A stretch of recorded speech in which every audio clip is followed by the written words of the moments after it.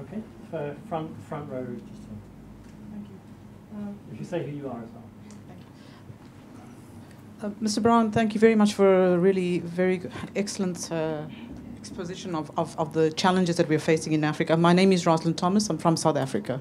Yep. I've been involved in many years in financing of infrastructure through development banks. Your challenge on Grand Inga. For me, Grand Inga is a dream. If you look at the problems we've had with Inga 3 alone, Yeah. I mean, currently, I think the World Bank through PIAF paid for a study in 2009 which looked at what it would cost to take Inga 3 to bankability. And at that time, it was going to cost $9 billion to invest, and it would take about 12 years for project preparation and construction. And the challenge then for the partner countries that would be the off-takers was which utility is going to agree to wait for 12 years for power and agree to a power purchasing agreement where they're not even certain what the prices will be 12 years down the road. Today, Inga 3 is going to cost $12 billion. The same amount of time is going to be required for developing it, and the same challenges are facing them on risk issues, especially on the power purchasing agreements. And if you look at the project preparation aspects of that, in Africa, the preparation cost for projects is at least 10 to 15% of the total capital cost. So if you're looking at a $12 billion project, you're looking at project preparation costs of $1 billion. Now let's look at Grand Inga at 80 billion, means that your project preparation cost is 8 billion at a minimum. And again, another long period to go through. So I think what we've got to do is find alternatives. And I think your other challenge is a good one. And what I'd like to suggest is that there are alternatives. And for example, looking at the South African experience with the REAP program, the Renewable Energy Independent Power Producers Program, where you've had a very good success with relatively small projects of 60 megawatts each, but in which over the past 3 years, they have successfully built up sufficient of projects that are coming on stream right now, 2 to 3 years. Rosalyn, thanks. Yeah. Because I want to try and get in a few more questions. So I just want to say that there are alternatives, and we need to look at them. Other questions on this? Please. In the front row here. I also want to thank Mr. Gordon Brown, and we are happy that we are listening to you. Your wisdom and experience on this field is very huge. My name is Ahmed Shide. I'm a State Minister of Finance for Ethiopia. The partnership between all players is a message. That message is very important, and the public-private partnership is the only way to maximize all actors' ability to work together toward bringing infrastructure development. I think when we think of infrastructure development is to create sustainable growth.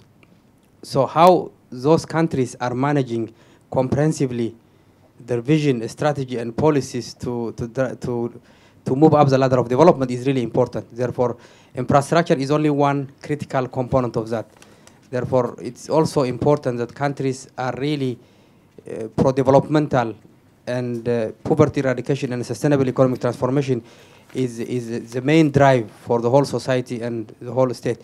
That's really important. But for public-private partnership in Africa, I think the issue of capacity limitations is going to be a challenge.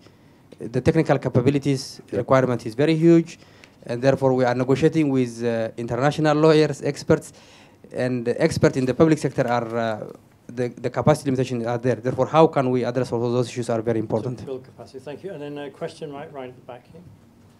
Gordon, I'm going to take 5 questions. Yeah, absolutely. That's okay. Thank you so much, Right Honorable Brown. My name is Sabra McCoy from South Sudan. I am so impressed by your excellent presentation. I am wondering how you would see infrastructure development in Africa that is separate from governance issues, because budget itself is political. And sometimes it is a political itself that is actually undermining investment in infrastructure. So I would be interested in how you address that. The issues of governance, which sometimes undermine investment in infrastructure. Abraham, thank you. No, question right at the front. I'm actually just working my way around the room, so if you're on this side, don't panic. I know you're there. Richard Hughes, I should start by confessing an interest, which is I spent the first 8 years of my career working for you at the Treasury. But I also got out in time, and I now work at the IMF.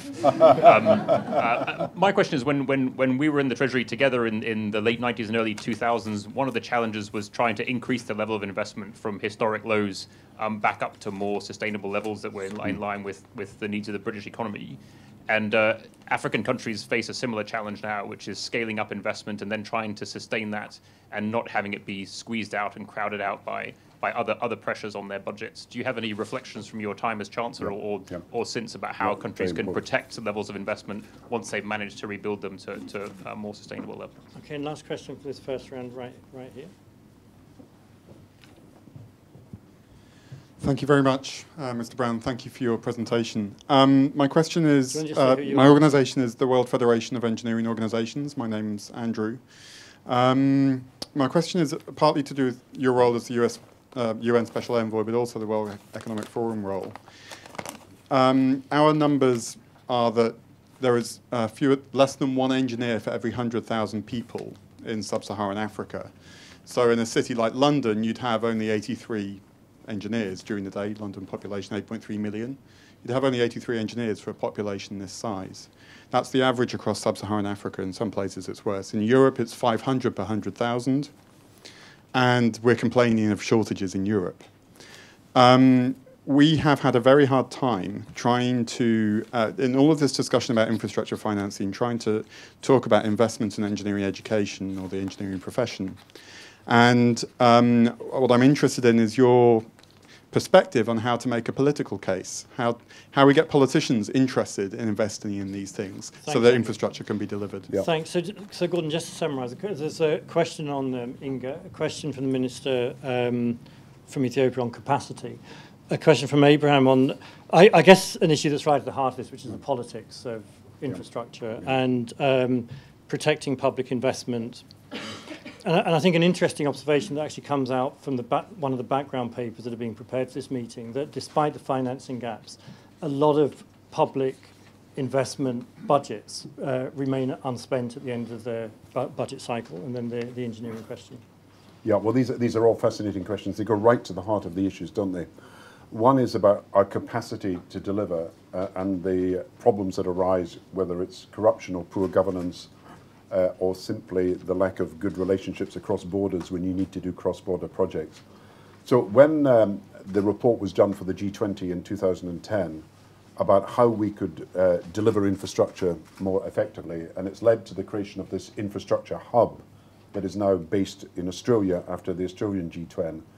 The biggest problem that they identified was actually this issue of not having trained professionals within the ministries that were trying to deliver both infrastructure and public-private partnerships to do so. And their recommendation was that, if you like, a cadre of young professionals who were trained in other countries and in other areas should be seconded to ministries to make that possible. So that is an idea that hasn't, I think, been taken up, but it is an important idea about capacity.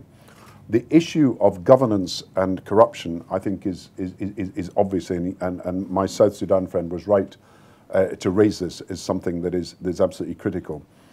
You must build in, if you're going to have the relationships that we're talking about, protections against corruption. You know, when I became Chancellor in Britain of the Exchequer in 1997, we actually had a specific tax relief that was available to companies to set corrupt payments off against their tax liabilities. We actually not only made it possible for people to do that, but were implicitly encouraging them to do so. And I immediately said we had to get rid of this. I actually went to a Commonwealth conference, it was held in Mauritius, and I gave a speech saying that we had to eliminate all these incentives that made it more easy for people to justify corrupt practices, because it's a two-way process. You cannot blame the person receiving the corrupt payment only, you've got to blame the person who's prepared to give it as well. And I made this great speech against corrupt tax practices and everything else. And then we flew off. I was going to a conference in Asia, and we had to refuel the plane we were on in Madagascar. And I arrived in Madagascar and to get refueled.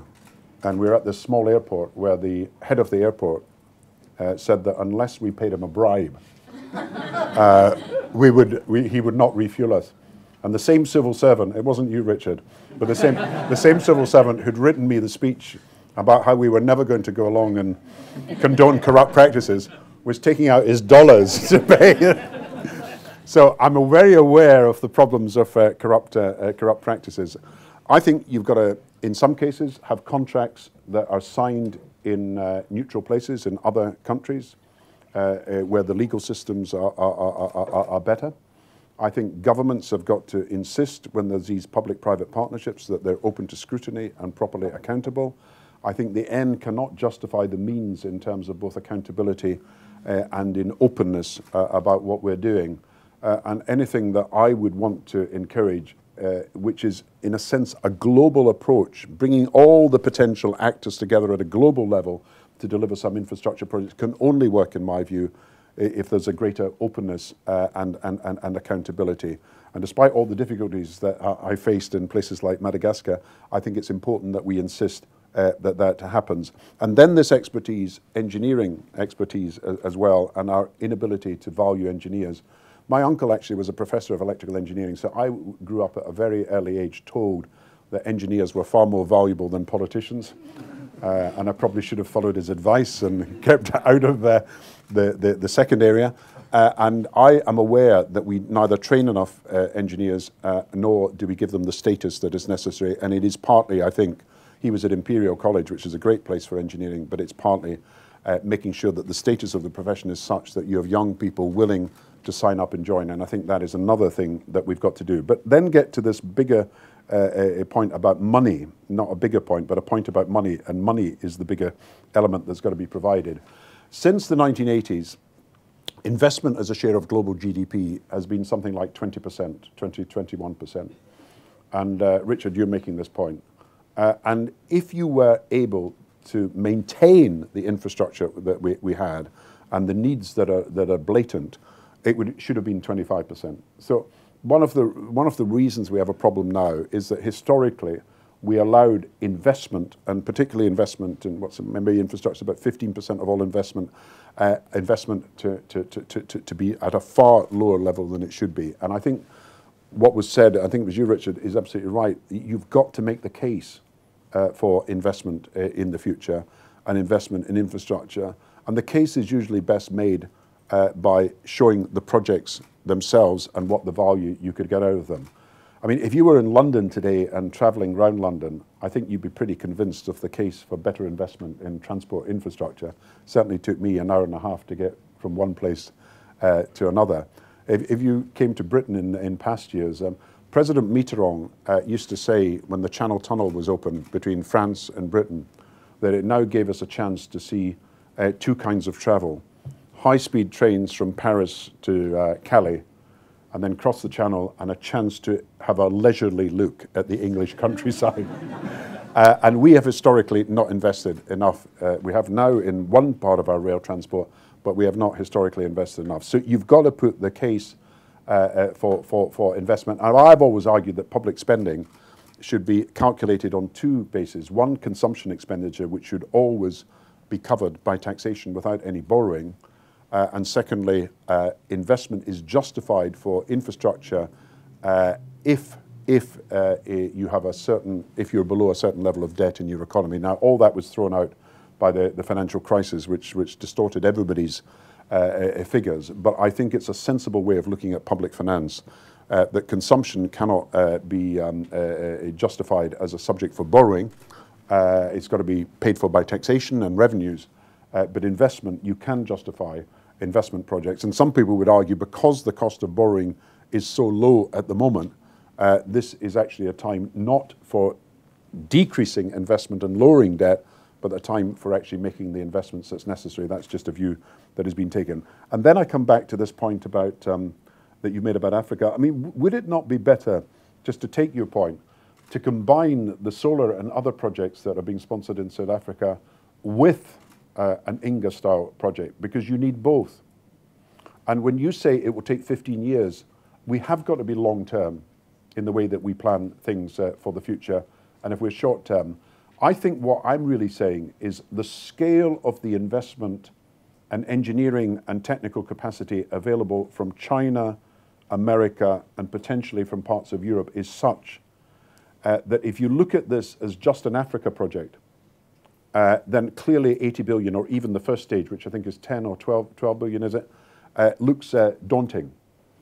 If you look at it as a global project, where the world is recognizing that something's got to happen to break the logjam in Africa, otherwise we are condemning people not just to lack of power, electricity, and energy, we're condemning people to lack of trade, lack of development, lack of housing, lack of social provision as a result of that, then I think you've got to think of this as a global project. And I would see an Inga Dam as a global agreement. I think the existing program that the World Bank has been working on, where there's an agreement between ESCOM in Africa and the DRC, is probably cast too narrowly, funnily enough. And I think there were no great benefits, that there was insufficient benefits for the people of the DRC, because if DRC is less than 10% electricity, then it's surely one of the gains from the Congo project should be that the DRC people themselves have electricity. Otherwise, you will never build enough public support for it. So I see this as a DRC project which benefits the people of the DRC and could pay, because they must be recompensed for using their facilities for their health and education. Africa demanding it, because Africa needs the energy right up to Ethiopia and down to South Africa, but globally coordinated. And that's why I'm putting the emphasis at the moment on the public-private partnership. And obviously the public nature of the partnership is international and global, and it's not simply local. Thank you, Gordon. I think also Inga, on a grand scale, raises a broader problem, which is cross-border cooperation in the energy sector in Africa, especially in West Africa and you see, the other thing I should have mentioned is when you're talking about these big projects that are cross-border, I mean, let us be honest, they cannot get off the ground unless the President or the Prime Minister is going to back them. I mean, for all the greatness of finance ministers, and I would defend finance ministers, you need the backing of the heads of government, and you need public opinion and popular support for doing these things. And then they can sign agreements which can be internationally binding for the delivery of cross-border projects. Okay, so I don't want to shortchange this side of the room, but I am going to have to restrict this to 3 questions, all of which I hope will be brief. I'll just restrict my answers then. That might be better. Give people a chance to speak. Alison McKechnie, I began my career in electricity supply in Africa in 1974, believe it or not.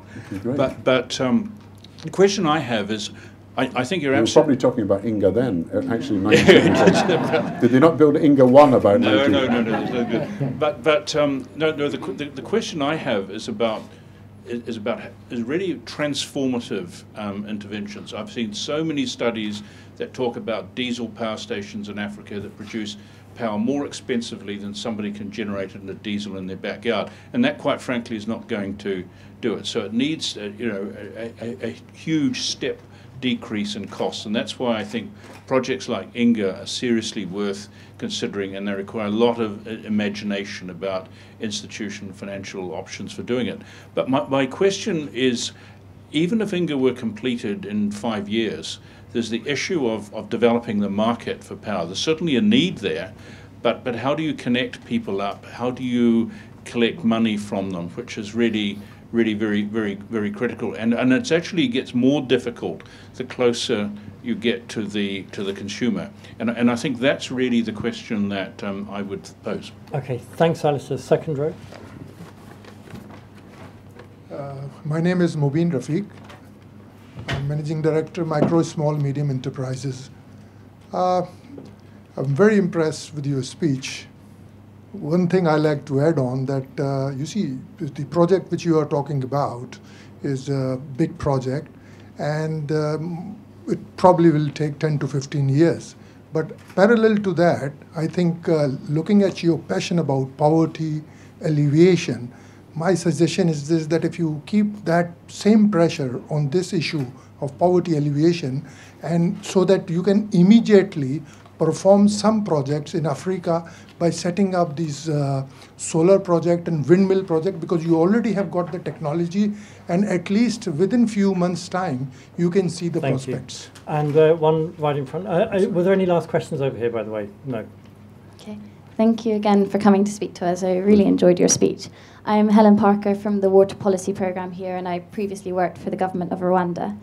So to go back to Inga, and actually it's related to the previous two questions. The question, as you mentioned, is really who benefits. So although Inga can provide cheap electricity, research done by this institute generally shows that hydropower electricity benefits urban consumers and large industries such as mining. As such, how can we guarantee that either the revenue generated for the government is reinvested in programs to help the poor, or that the rural poor can actually benefit from mega projects such as Inga? So again, how do we assess and balance who benefits from large infrastructure? Thanks. I think there's a unifying theme in all of those questions, Gordon, which is about the market, and in particular the market among poor people. And I probably should have addressed this. And I'm not obsessed by Inga, so you know, although I've mentioned it, it's one example, and I wanted to set that against what are not the big mega projects, but how you get off the ground through project preparation and through risk mitigation schemes and through risk sharing. Some of the other projects which are not. If you think of the infrastructure gap of $1 trillion, is that not? If I can, I've never been good at statistics, as I've said, even although I was a finance minister, and I don't think the record of finance ministers have been good at statistics is very good. But if 1,000 projects of $1 billion is $1 trillion. So when you think about the number of projects, that they're not necessarily 10 billion or 80 billion, they're 500 million, 400, 300. So you're talking about a large number of projects that are not getting off the ground, that need some boost to do that. So the questions that I think are about the market, as you said, one is, you know, can we collect, if you like, the revenues? And that is not just a problem actually for private companies. It's also a problem for governments collecting taxes. I mean, there should be huge advances because of the mobile phone and because of the way that technology can make it easier for people to collect. And now that Africa is awash with mobile phones and with companies that are trying to look at the financial services that can be delivered from them, there's clearly a possibility there. I think it also raises the question of whether people think that they can avoid paying and therefore there is no sanction because of the lack of administration, the lack of policing in certain countries to do so, and that's got to be looked at. I'm actually very worried because if you look at the tax bases of these countries as well, not just Africa, but Asia and so on, low-income countries are raising, roughly speaking, about 15%, 16% of their output in taxes. Middle-income, higher-income countries, in some cases, are 30, 40, Europe in some cases 50. The worrying thing is not just that figure is so low, given the services that have got to be provided and the infrastructure that's got to be financed, is that income tax, which is probably the fairest tax and the tax that is most likely to be able to expand best, is actually almost non-existent in some countries. The ability to collect income tax simply doesn't exist. So most of the taxes raised are corporate taxes, mineral taxes and so on, which have got a life cycle and not necessarily are permanent for many of these countries. So we've got to find a way, if we're to finance not just infrastructure, but health, education, of making a country, you know, Nigeria, I think, is raising about less than 10% in taxation, and most of it oil revenue taxation. And so how can it spend 4 or 5% on education, 4 or 5% on health, when it needs to do so, as well as spend on military and spend on infrastructure as well? Pakistan, I think it's 8% it was raising, maybe it's 12% now in taxation, and yet it's promised to spend 4% on education. So we've got to think about not just how private sector can collect revenues, but how the public sector can collect taxes, and I think that's a big issue. When you mention solar technology and the opportunities, I mean, look, when we failed to negotiate a climate change deal, all the renewable investment that was going to happen around the world, if there had been a framework, was either affected or postponed or delayed or certainly downgraded. The only country that, in my view, seemed to go ahead with the solar investment in the biggest possible way was China. They ignored the market signals, if you like, about prices, decided it was a prestige project, but also an environmental project that had to be done, and they have led the way in many of the solar technologies that we're using now. If there is a climate change agreement in December, then it is possible that we will see a commercial basis on which people can renew investment in all the different renewables, including solar technology. So there is a chance, I think, that things could move forward after that. And I do agree with you that you can't just put your faith in hydro, you've got to put your faith in wind, wave, and other forms of power that are more energy efficient. And then I come back to the question that I didn't think would dominate this, but has obviously been raised by a number of people, and that is Inga, who benefits. I mean, this cannot work, in my view. You cannot expect the people of the DRC to support this continuously over 20 or 30 years if they themselves don't either get electricity in the rural areas as well as the urban areas, or if it's simply for the commercial iron ore companies or the copper companies that are operating in these countries. So you have got to find a way of distributing the energy, not just to urban areas, but to rural areas. And I don't think that's beyond our comprehension. This general point about who is going to benefit from the infrastructure of the future. There are clearly problems about charging for projects, whether it's for energy or for roads. And of course, many of us want to see free education and free healthcare, and people not having to pay for these things under some kind of insurance system. And we have got to show that if infrastructure is going to be a key issue. You see, there are two schools at the moment. You go and talk to the development lobby, and as we found, I think, before Addis and at Abbas, the interests are clear in meeting the Sustainable Development Goals, and people are to be praised for that. But there is no instant solution that the money will simply come from private partnerships. You've got to work at it. So, and then there's the other lobby, which is hard-headed and commercial, and saying, look, we're not going to can't do this unless we deal with these problems of risk. And we've got to find a way of bringing the two communities, as I think you're doing today, together most effectively, so that the people who are rightly wanting to see development speeded up understand that these public-private partnerships are perhaps the only way that we can move this forward in the next 10 years on the scale that we want, despite our desire that governments do more. But we've also got to bring the private sector in, and we've got to say, look, you cannot expect governments or public agencies simply to take all the risk. You are being brought in part, at least, not just for your expertise, but because you are prepared to put up money that in the end has got to have some risk attached to it. So we need a merging of these two communities in the way that you're trying to do. Was started at Abbas, but I still think it is not a sophisticated or a sort of long-term relationship that is yet formulated in a way that can make the real difference. So that's really the challenge of the next few years. Gordon, thank you. Thank you. I think if we put it to a vote and asked, no, but what I was going to say was, would we have preferred you to go into electric engineering or politics? I think there's an overwhelming majority that is very happy that you chose. I know what my sons would have preferred. No, I just wanted to say that, Gordon, this is an amazing event in the sense that it brings together people who often don't talk to each other enough, and it's trying to address real problems. So I want to say a big thank you to Ed Hedger and his team for convening this event. I've got a couple of reports that I wanted to give you, which I think might be relevant for your work at WEF. One of which, one of the authors, Tom Hart, used to work with you. There's a lot of people in this place, actually, who worked with you at some point or another. And all the good things your credit, and all the bad things, I take the blame. And above all, Gordon, I just want to say a huge thank you to you, because it was an incredible, incredible set of reflections that you gave us, and I think plenty of thought for reflection for tomorrow's discussion. So thank you so much. I wish you well. Thank you all very much. Thank you.